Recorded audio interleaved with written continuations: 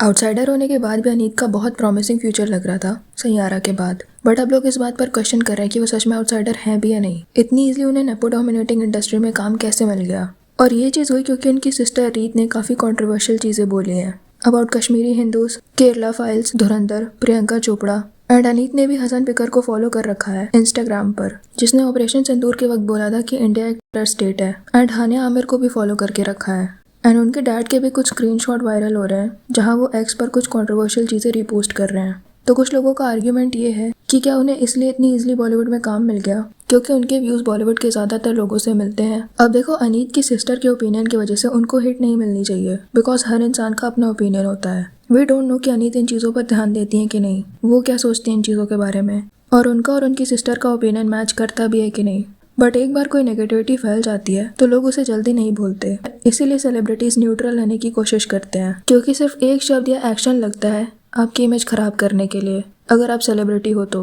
And they will never want this, क्योंकि उनको audience चाहिए अपनी मूवी के लिए हर तरफ से। तो अनीत की सिस्टर ने अपने कमेंट के रिप्लाई करते हुए ये चीजें बोली थी।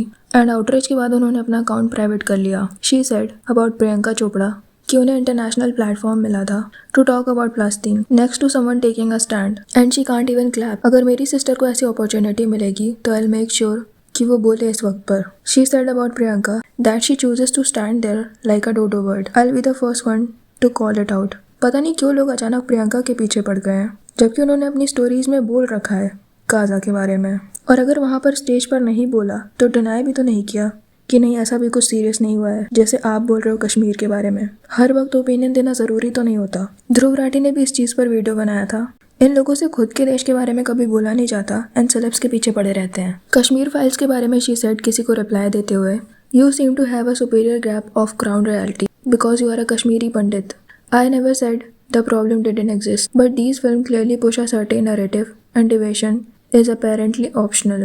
I would love to hear about the real ground reality from someone in the known. If only you weren't hiding behind a faceless, anonymous account, making me wonder if you actually are a Kashmiri Pandit, why haven't you shared a single personal experience that actually matters? Curiosity, dear friend, call it logical verification. So according to her, Kashmir file भी एक propaganda है, क्योंकि उसमें जो दिखाया गया है उतना मास लेवल में भी कुछ नहीं हुआ है।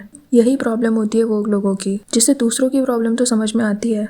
दूसरी कंट्री के लिए तो ये लोग बोलते रहते हैं, पर अपनी ही कंट्री के बारे में कभी नहीं पढ़ते, उसे प्रोपेगेंडा समझते हैं। कश्मीर फाइल पहली ऐसी फिल्म थी जिसने कश्मीर के रियल इश्यूज दिखाए थे, वरना आज तक बॉलीवुड में जितनी भी मूवीज बनी हैं उनमें एक तरह से मजाक ही बनाया गया है वहाँ के हालात का। JK के आर्टिकल्स जिन्होंने किया था ये सब, कश्मीरी पंडितों को टॉर्चर किया था, उन्हें घर छोड़ने के लिए मजबूर किया था, वो भी एक्सेप्ट करते हैं कि हाँ हमने किया था ऐसा। पर अपने ही देश के कुछ लोगों को प्रूफ चाहिए कि ऐसा कुछ हुआ था या नहीं, और बाहर देश की पॉलिटिक्स इन्हें अच्छे से समझ में आ जाती है। फारूक अहमद ने ये सारी बातें प्राउडली कैमरे में बोली हैं कि उसको जो ऑर्डर मिलता था वो करता था। किसी का मर्डर करते थे तो क्या हमेशा इशफाक मजीद वानी का ऑर्डर होता तब करते थे या अपनी मर्जी से भी कर सकते थे? नहीं, अपनी मर्जी से मैं किसी को नहीं मारता था, ऊपर से ऑर्डर मिलता था, लीडर ऑर्डर देते थे कि अच्छा, ऑर्डर दे किसी को मार दो, आप मार देते थे? हाँ जी, चाहे वो कोई भी हो? कोई भी हो। अगर वो कहता कि अपने सगे भाई को जान से मार डालो? जी, मैं तो मार देता।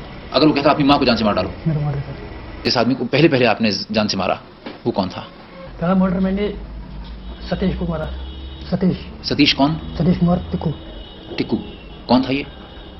जो ऊपर से मतलब ऑर्डर दिया गया कि उसको हिट करो, मैंने किया, पंडित लड़का। एंड यही सारी चीज़ें मूवी में दिखाई गई हैं, फिर भी कुछ लोगों को प्रूफ चाहिए कि ऐसा कुछ हुआ भी था या नहीं।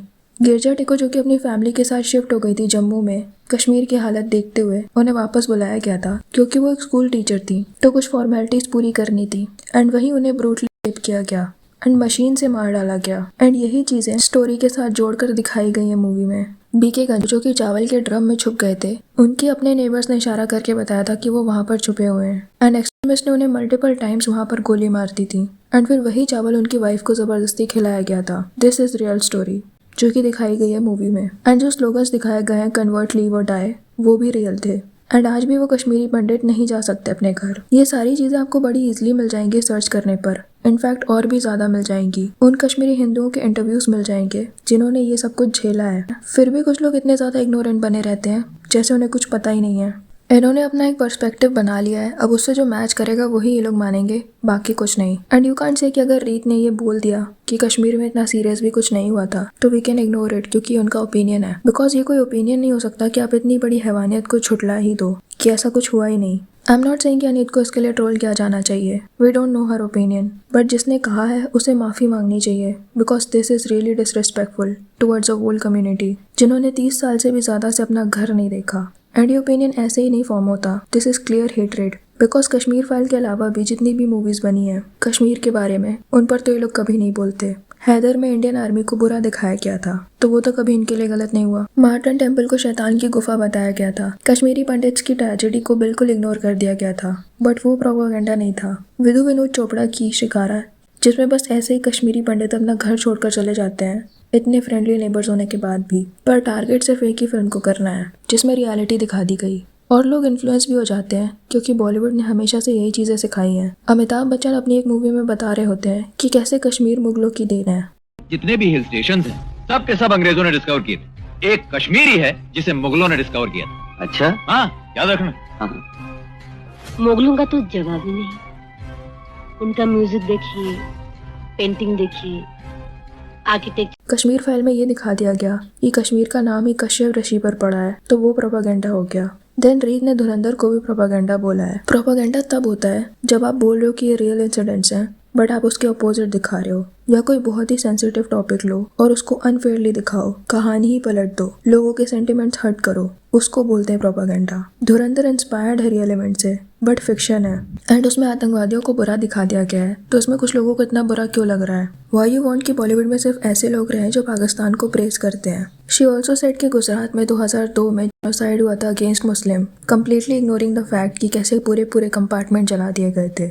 एंड आई डोंट थिंक कि अनीत का करियर इन सब चीज़ों से ख़त्म हो जाएगा क्योंकि ऐसे बहुत सारे लोग हैं जिन पर केसेस चल रहे हैं। दीपिका पादुकोण JNU जा चुकी हैं। हाँ, पर एक कंट्रोवर्सी जुड़ जाती है तो इमेज ज़रूर ख़राब हो जाती है इंसान की एंड ये चीज़ अब उनसे लाइफ लॉन्ग जोड़ी जाएगी। जैसे लोग कमेंट कर रहे हैं, I am glad I never watch Saiyaara in theatre और streamed it on OTT। I won't spend my money on any film featuring you. Tell it to your dodo bird sister. I always wonder how Aneet, being an outsider, got such a big opportunity in Bollywood without any hustle.